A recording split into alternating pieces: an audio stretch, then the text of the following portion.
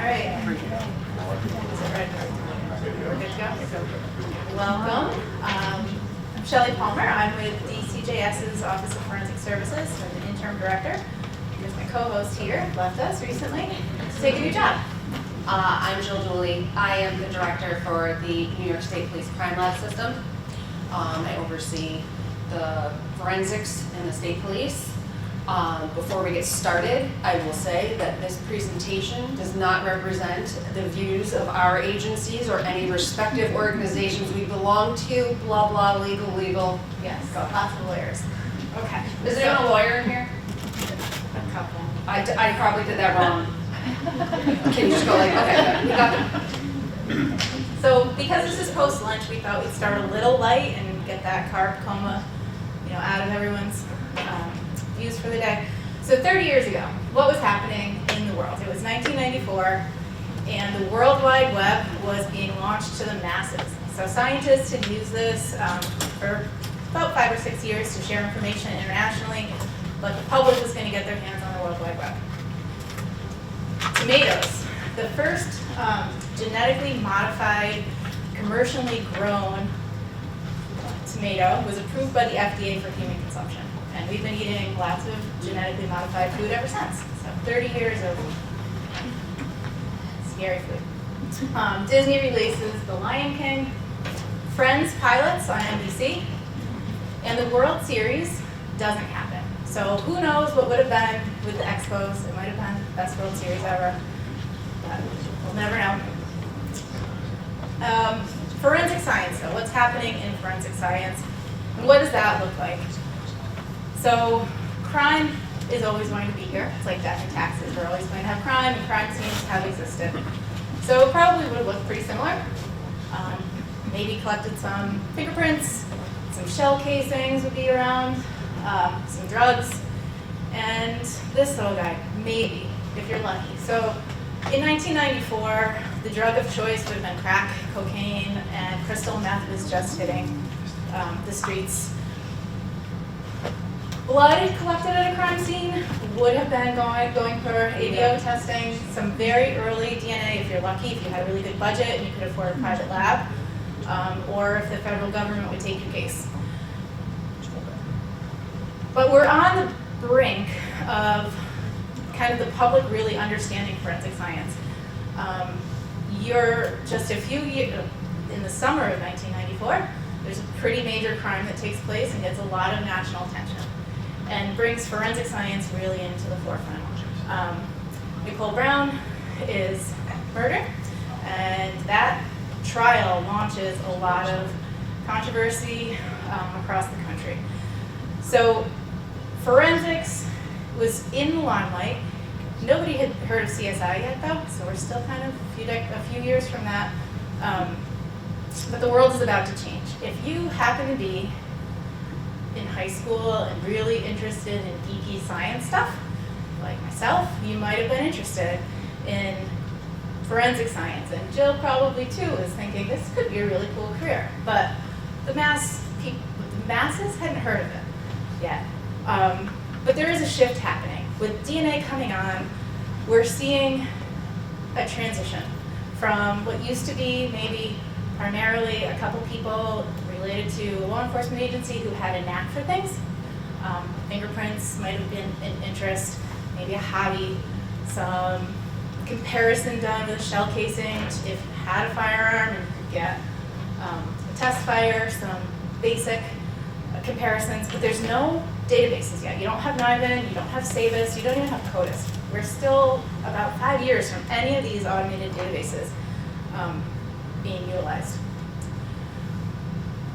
So one of the big moments around the mid-90s are the DNA wars, and that really launches, for us science geeks out there, this career path. And the OJ trial helped to launch that as well, because there's some testimony that's given there that really kicks off two camps. Our prosecution and our defense attorneys kind of land on two sides of what DNA could be utilized for. Federal DNA Identification Act was passed by Congress in the summer of '94.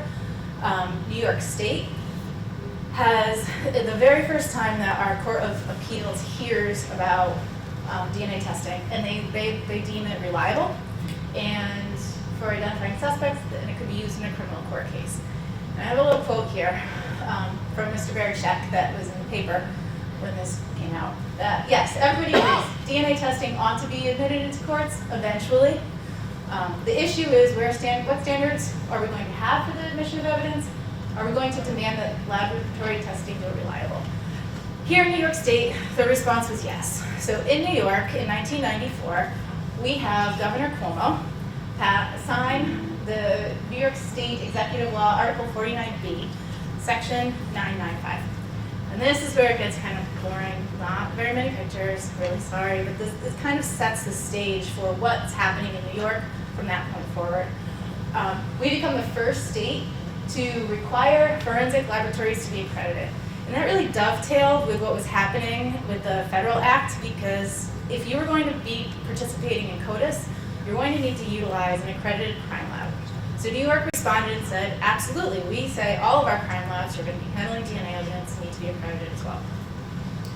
We also established the Commission on Forensic Science, its DNA subcommittee, our Office of Forensic Services at DCGS, and the State DNA Identification Index, which State Police and DCGS work together on. Tomorrow there's a presentation at 9:30 from our office. Karen D'Amico will be presenting about the Estes, so please come, 9:30, bring your coffee.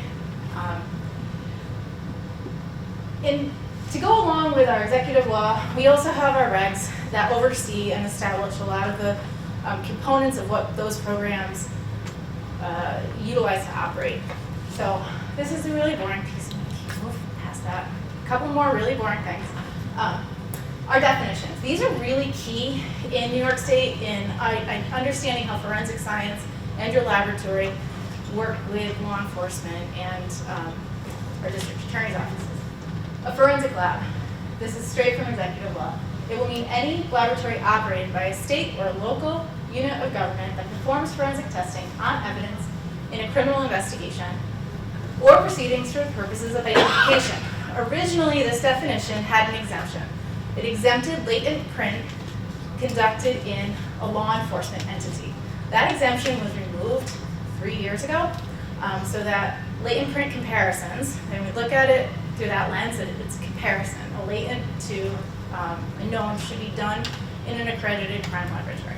I'll talk a little bit about that later, but that's the definition of what a crime lab is, a forensic lab is.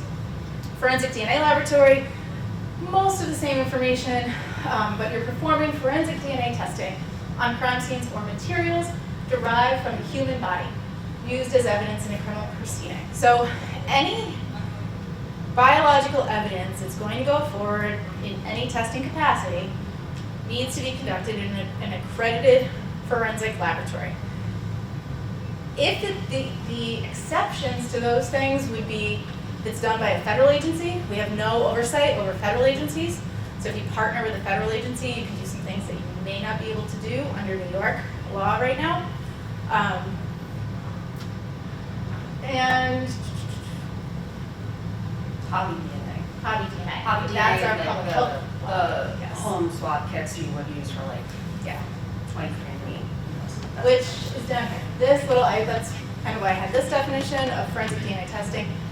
That piece, that hobby DNA, is governed by the public health department. So they have executive law that oversees anything that's not criminally related. And they actually have oversight over all of those hobby DNA agencies or kits, manufacturers. They make sure that what the provider is providing safeguards your privacy. So again, in 1994, one of the big concerns of the authors of these legislative pieces was your privacy. They didn't want your DNA to be utilized for something nefarious, or if your DNA coded for something that it could be used against you. So if you're predisposed to some condition, nobody can use it to prevent you from services of some sort. Okay, the Commission on Forensic Science. So it is a 14-person body. They meet 4 times a year. Our commissioner at DCGS serves as the chairperson. The commissioner of DOH is an ex officio non-voting member. and there are 12 other members appointed by the governor to serve 3-year terms. And they represent multiple stakeholders in criminal justice. We have prosecutors, we have defense attorneys, we have forensic laboratory directors, we have people who are academics in law and in science. We've had judges.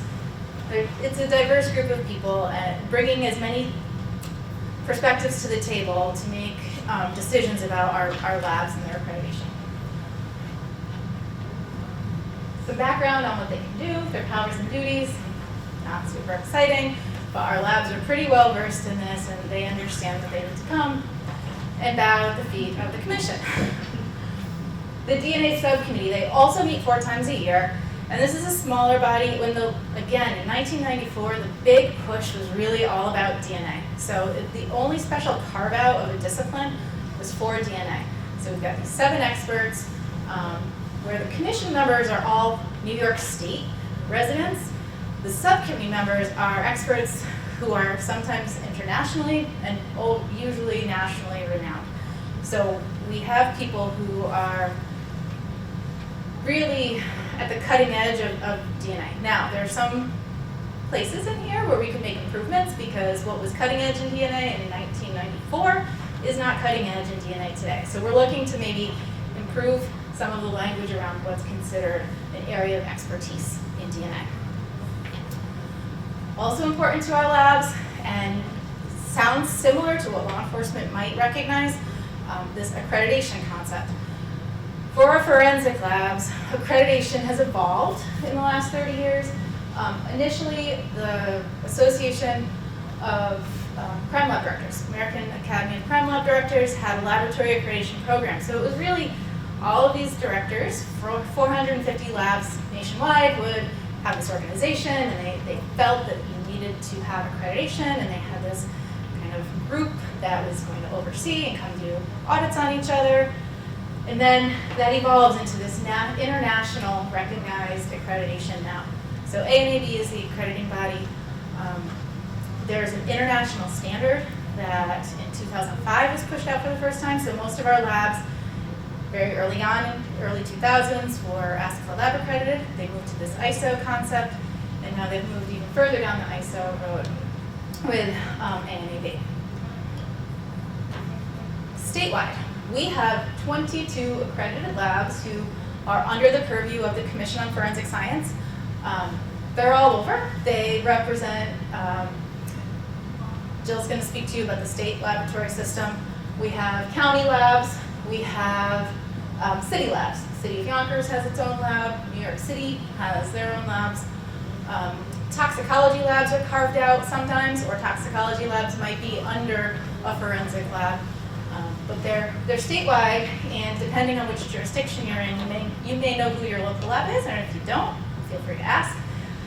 State police will service all of the counties, but if you do have one of these county labs, that's probably who most of your evidence would be going to. Services provided, it really depends on what lab, but we cover everything in New York State, from anthropology, DNA, crime scene, controlled substances, digital evidence, fire debris, firearms, latent prints, question documents, toxicology, and trace. Our office, the Forensic Services, collects workload survey data. I just pulled an example to give you an idea. It's tiny, I know, but for this particular lab, in a quarter, so 3-month period, this is their most recent data from this year. Controlled substances, they had 606 cases created. They completed 540. The number of items submitted was 623, but if you look at samples inventory, it's over 10,000. So for a drug case, if you're submitting something that's got 100 glassines, that counts as an individual item sample inventory. And there's a discrepancy, right, between what's coming in and what's going out, because they are doing their best, but most of them are pretty overworked. So there is a backlog in most disciplines in our labs across the state. They recognize it, but they really want to make sure that they're getting you your information at the quality that you should expect. If you're not sure what your lab offers, you can go on the ANAB website and find their scope of accreditation, and it would explain exactly what discipline they have, what type of testing they have available, what items they will be willing to test for you, and the technology that they use to test those things. So with that, I'm going to hear from a real live lab director about what she can provide for you. Hi. First of all, I forgot to mention also, happy National Forensic Science Week. We only get 1 week out of the year, and I love to celebrate, so let's do that. Some history on me really quick. I've been doing this for 25 years now. I actually started in the State Police Lab doing bench work, progressed, then left to be lab director at DCJS Lake Print Lab, then worked at Office of Forensic Services, said I'd never go back to the State Police Lab, and now I'm back at State Police Lab, so never say never. But what I wanted to say, oh my God, did I just literally like rip through all of those? What the what? What the what? Okay, here we go. So anyway, need to not talk with my hands so much. Our crime lab was founded in 1935, and again, back then it was permissible. It was police officer based. It was small, but there was a lab director. We are now in 2024, and we now have our first female lab director. So well, we're making strides here. I had to put that in there because. We actually are a crime lab system. We have 4 different locations, and soon to be 5. And by soon I mean under contract with New York State OGS. So maybe by the time I retire, I don't know. Our locations are here in Albany, and that's what we call our headquarters lab, and we offer a full range of forensic services there, including that is where our state DNA data bank is. So those convicted offender samples that come in and are uploaded to CODIS that we work with DCJS. I swear to God, I didn't touch the clicker. I did nothing. That's where we're housed. So our partnership with them is they run it the administrative side of things with the convicted offender samples, and we process the samples and upload them into CODIS. Mid-Hudson Crime Lab, that's at Stewart Airport in Newburgh. We only do drug chemistry work there. That's the same with the other 2 labs, Southern Tier, which is in Port Crane, and also Western Satellite Crime Lab in Olean, specializes in controlled substances. The interesting part that I want to make a note of too is that we do service all 62 counties, and those regional labs can serve as a hub for evidence drop-off and intake, and then they'll relay that to the Albany lab.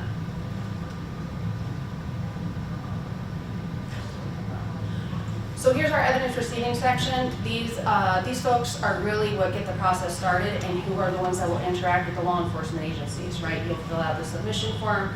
We are moving to a lens.net environment, so there will be a pre-log where law enforcement agencies will fill out and pre-enter their submission information. Again, I did not touch the button. And so we handle well over 15,000. I think that number's a little on the low side myself.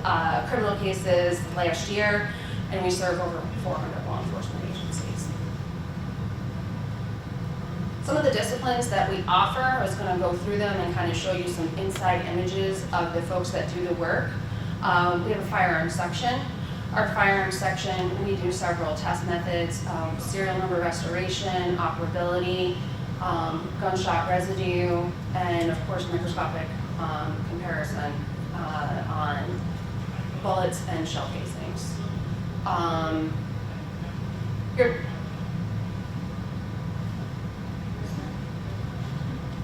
I know you guys are really, this is my first one. I bet you that clicker, no, I think it's clicker. This is a great shot of Kitty. She is using our indoor water tank for our firearms testing. This is where we will get the bullets and use them for comparison. We have this hydro tank. We also have an indoor firing range and an outdoor firing range. We offer fire debris services. We are probably one of the few that accept fire debris as of late. A lot of labs have kind of not been doing these types of testing. just ignitable liquids in any suspected arson case. I'm like,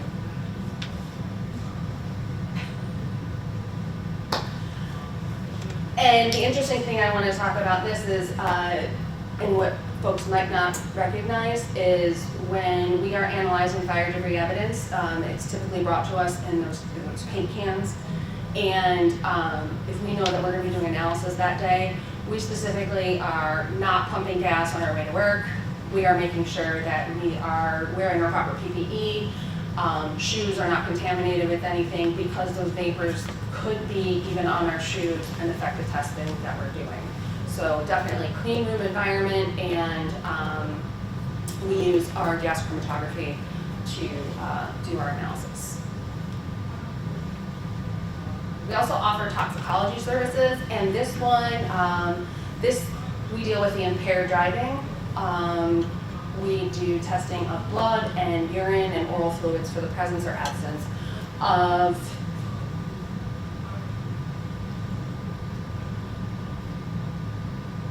alcohol and other drugs. The interesting thing that I want to note here is that, and Shelley alluded to it earlier, is that some of the toxicology labs are standalone on their own or underneath a medical examiner's office. We actually are incorporated into the lab system.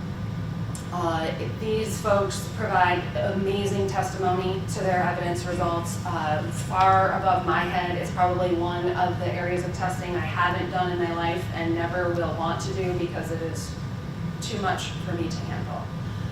The other thing that we do is breath testing, so those roadside testing machines. We're responsible for the calibration and maintenance of your Draeger units. We are going to be moving away from Draeger, I guess, is what I've been told, but we just rely on our analysts to do any repairs and accuracy for results. Those are imperative, because defense will jump all over that if your machine is not calibrated properly. Seized drugs. Seized drugs has changed a lot over the years. Shelley said we used to start with crack cocaine, right? And then we had a little dabble in some bath salts for a while, a lot of weed always, which now we get no weed, because no one arrests on weed, right? No one does anything with weed anymore, unless it's of a certain weight and vegetative state, or we get the psilocybins, which psilocybin's high motion based. They get them on a lot of the headshots, so we've been testing all of those lately. But interestingly enough, the scientists have now had to migrate, going from all of these different types of drugs and the emerging drugs that are coming out, and figuring out test methods in order to be able to testify to the results, right? So glassine envelopes are a big thing. Heroin, little baggies of heroin, blocks of heroin, meth, get it all. I remember when I started in the state police, one of the big things that always made me chuckle was when there's like a fish concert in town for 2 or 3 days, and the entire lab would smell like weed. Again, this was when people cared about it. And some of the bombs that I saw were like pieces of artwork, and they would stroll in on these big carts, and we'd have to test the substances on them. But the other thing I will say about seized drugs is they also will do, what is escaping me now? Hazmat suits. Plan labs. We do plan lab response too for our troopers. There's some of my folks. There's a nice brick in the hood over there, and I think she's got some tablets. A lot of the fake prescription narcotics, we get those too. And just some more good work being done in the lab, because it's fun to take the pictures. Friction ridge impressions, latent prints, we talk about this. This is a big shift in New York State, in that all latent print comparisons will now be required to be in an accredited environment. That has caused us, particularly the state police, who do FIU work throughout the state, to kind of figure out how we're going to adapt to that. We're going to go more of a digital model with that, where we work under the accreditation umbrella of Albany, but we're still able to do the comparison work at the FIUs. Just we're going to have digital verifications, not compromising the quality of the work that we do at all. We use SAVIS. There are, I don't have a number at the top of my head anymore because we've been losing some SAVIS sites across the state. DCJS oversees the SAVIS terminals along with the State Identification Bureau. And that work will need to be done in an accredited environment.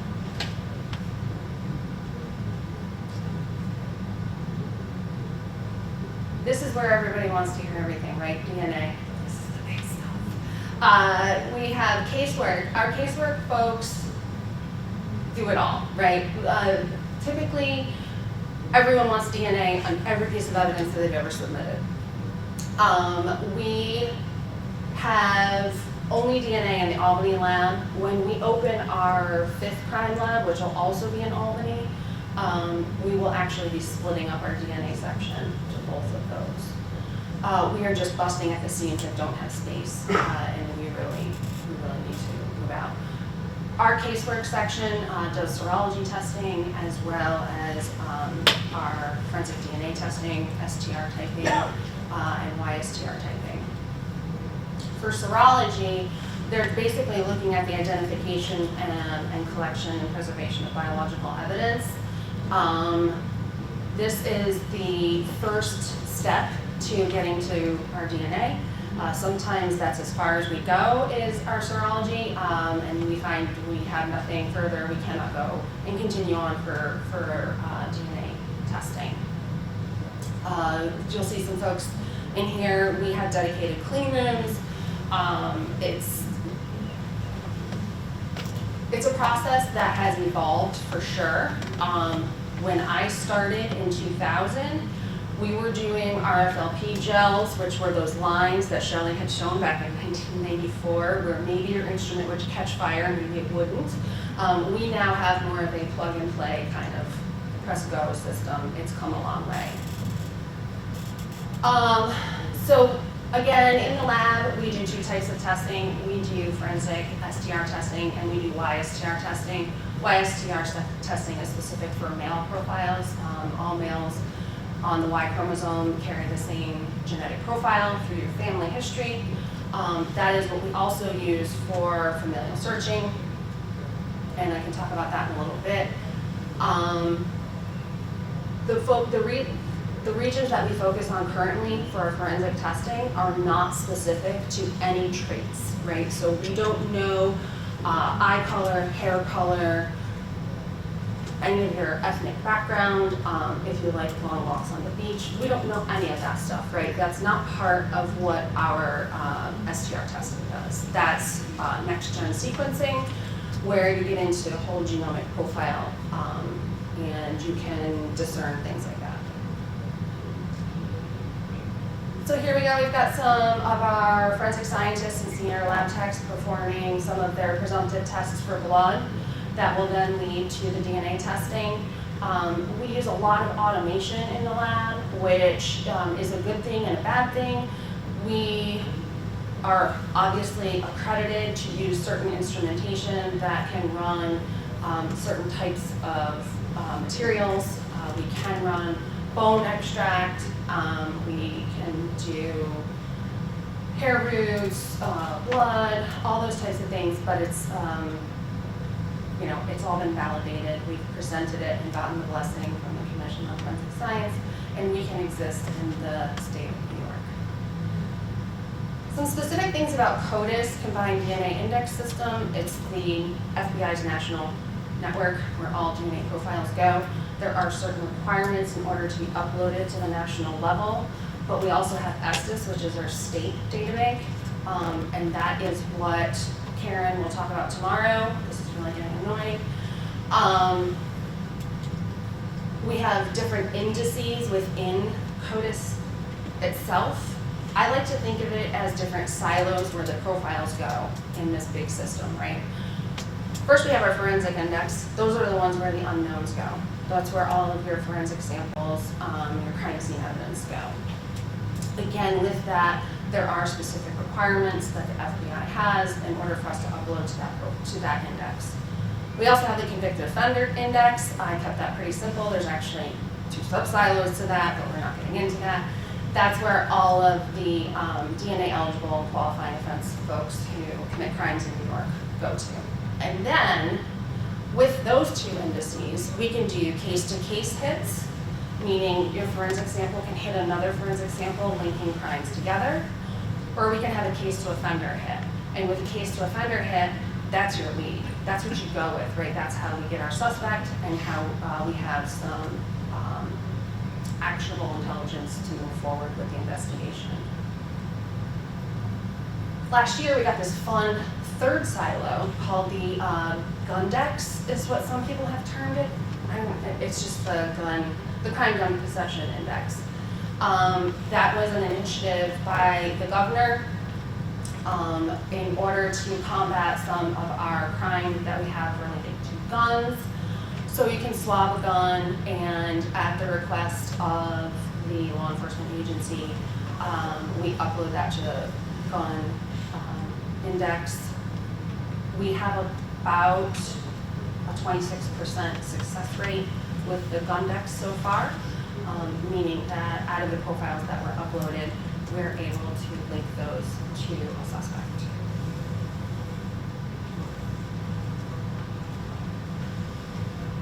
DNA data bank, these are the folks that are overseeing the convicted offender work, the single source samples that come from the convicted offender, whether it's collected from the courts, law enforcement agency, corrections facility,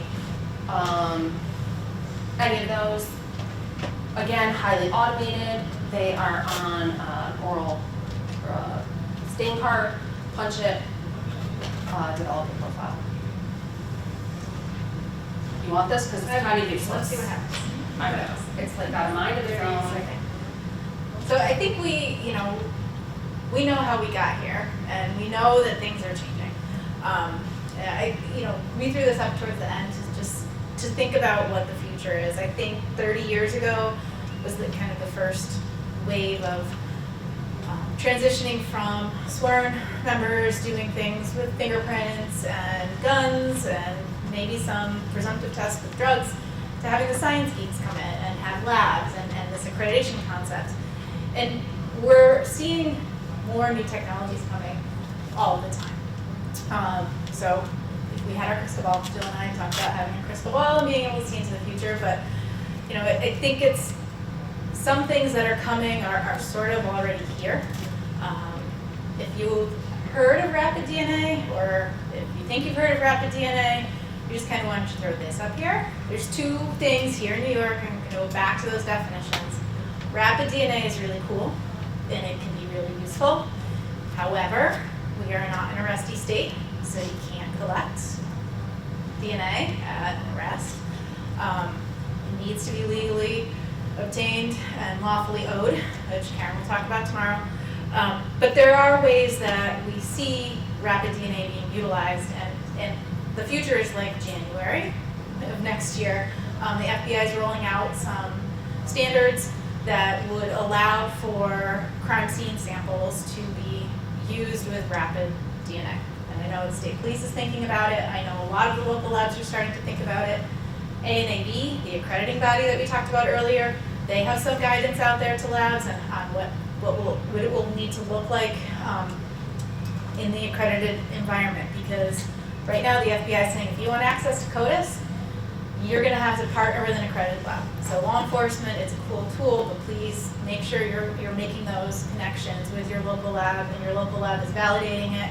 And otherwise, those samples that you collect are kind of useless. It's not a cool tool if it's not in there properly. With that said, I got to run our rapid unit this morning, so I was pretty excited. It was my first time, and it is like a little magic black box, and everyone is enamored with it. Are there any folks here who are thinking about adopting rapid DNA within your law enforcement agency? Don't all raise your hands. Okay. At the state police, we are finishing up our validations on both instruments. There's two different, there's a rapid hit and then the Andy. And those are two different instruments with very different uses, I think, in my world. One of which is a single sample test run profile in 90 minutes. The other one has a chip and you have the ability to run 4 samples on it. The instrument that runs 4 samples, our anticipation on that is for more of a mass disaster response type situation where you'll have multiple profiles and you're looking to assist with identifying victims. The single source one is more of a, we're hoping that that will be online once the FBI gives us authorization through their QAS standards to do for crime scene. And that will be more of a single source type sample. The instrument does not allow us to do heavily mixed samples. The instrument actually will not produce a profile at all. I like to call it the stoplight. It's green light good, yellow light not so good, red light real bad, right? So green light means the profile is perfect, pristine, interpretable, directly upload to Focus. Yellow means that you are going to have some sort of analyst interpretation. There could be a mixture. Whether or not you have the ability to do that will depend on the software and who's running the instrument. Law enforcement agencies will not be able to interpret the profile. That has to be something done by a person at the lab. And then red, of course, contamination. Your blank did not come out. Your run is not good. So these instruments are great, considering that you can get a full CODIS eligible profile in 90 minutes. We're starting to brink on CSI stuff, right? Like, we're finally 30 years later gonna see what we saw on TV, but in real life. I would like, as a state lab system, to develop some sort of rapid system. And because we have regional sites, we might be able to look into doing that and making it available across the state, but that's still very new. We need to finish up our validations and get them approved and sworn off by the Holy Commission on Forensic Science and DNA Subcommittee, because they're the ones that tell us if we can or cannot do certain work. So, I think if you want to project into the future that those mixture problems will get worked out. I mean, if we're 30 years from now, I think rapid units will be doing a lot of really cool things. So kind of on that brink of the next new wave of big technologies. The other thing that's kind of coming is going to be lab ready soon, and you may have used private labs for this already, would be FIG. We like to call it FIG, but Forensic Investigative Genetic Genealogy. Right now, the technology utilized with the samples doesn't really exist in any of our crime labs. Jill kind of referenced it, the next-gen sequencing. It's coming though. We, DCGS, are working to partner with Syracuse University to get training to our labs in next-gen sequencing so that once they have that foundation, they can bring the technology into the labs. If they can do the work, the sequencing work, that makes the FIG work much easier. You don't have to send it out to a private lab, you can use your local lab. So I think in the next however many years, before we retire? before I retire, for sure. You'll see FIG in your, much more accessible. It's not now, and it's really cool. It is another really great, useful tool, but you'll see that coming soon. Yeah, we are working on our validation for NGS or next-gen sequencing. Right now, I put rapid on the front burner in terms of needing to roll that out because I see that being something that's more achievable much more quickly. And with limited resources in terms of staff and money, this was where I thought our priority should be. Genetic genealogy is great, right? Like everybody wants to, solve the next big case like the Golden State Killer, right? But there is a method to do it and to do it properly in New York, but you must do it properly, right? So New York State Department of Health has certified 2 entities at this time, with a 3rd coming down the pike soon. They're in their accrediting background with DOH to do the sequencing that we spoke of And they'll take it one step further, and they'll do that private pedigree testing for you. So they'll make the family trees, given they go in GEDmatch to those folks who've opted in on your hobby DNA, and start to make those family trees. I do have several staff in my lab who have been well-trained on genetic genealogy. They've either went to University of New Haven or Boston University and have their genetic genealogy certifications, and then now we're working towards the science side of things. In the meantime, what we can do is familial search, and we are actually one of 11 states-ish, I think at last count, that can perform or does perform as online for familial search. And what that does is we use that convicted offender database instead of those public databases to try and draw some sort of lineage or relationship, first, second degree pedigree relationship with someone who left behind a crime scene sample. So what information we would give you in a familial search is that of a potential relative, not the person who did it, which is different than genetic genealogy, which is sometimes people get mixed up with that. But again, that's a long process. Application has to be made jointly by law enforcement and district attorney. It is processed at the state police lab. We have a backlog, of course, we have a queue, but can provide very valuable leads to folks doing familial search in the meantime. I don't know if any of the other disciplines have anything exciting coming. I think with drugs, you're always seeing things change, and the emerging drugs are always, they're always trying to play catch up because new drugs are out before they have a standard to test for it. So maybe that will change someday, but. Yeah, and then we also have oral fluid testing on roadside now for toxicology. So basically we're now using, we rolled this out starting, when did we start this? August 1st-ish, maybe? Where roadside they'll collect an oral fluid sample and run that roadside to be able to determine your DUI or driving with impairment. And they are making improvements. NIST is working on some other additional oral fluids. It's really hard to test for cannabis right now. But I think the last slide that we have, we just kind of threw it up here because it didn't really fit, but I think it's really important.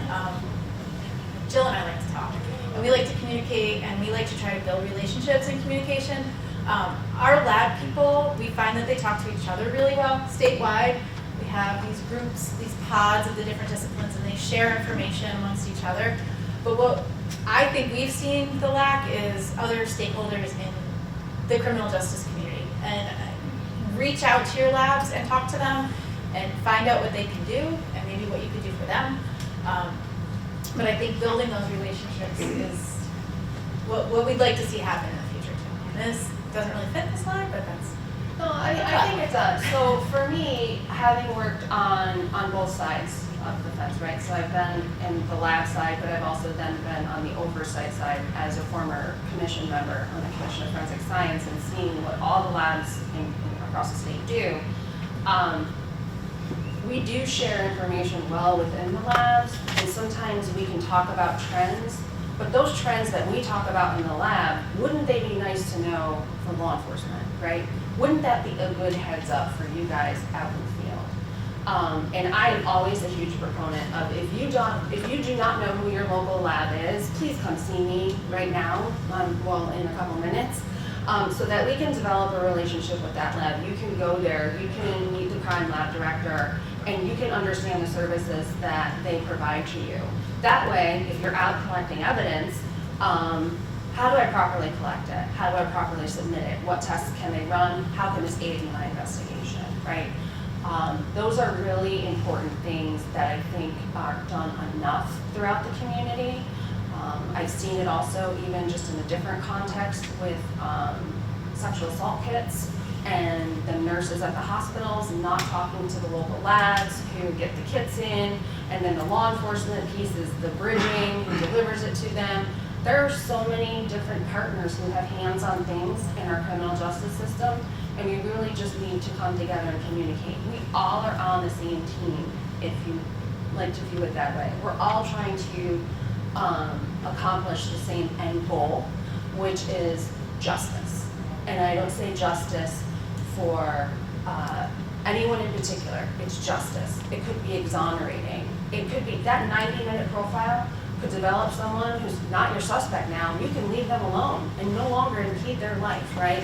So that's helping you move on. And not only that, but it's justice for the victims and the ripple effect that the crime has on their families. So I'm a big proponent of communication. That's why Shalane and I like to talk so much. And that's why I have a stack of business cards up here at the end too, so if you don't want to come up and get one, feel free. And we've put our information up there in terms of our emails. My cell phone number's on my card. Give you that, it's fine. I answer stuff. I know, what, again. There we go, we'll bring it back for you. And the rogue clicker,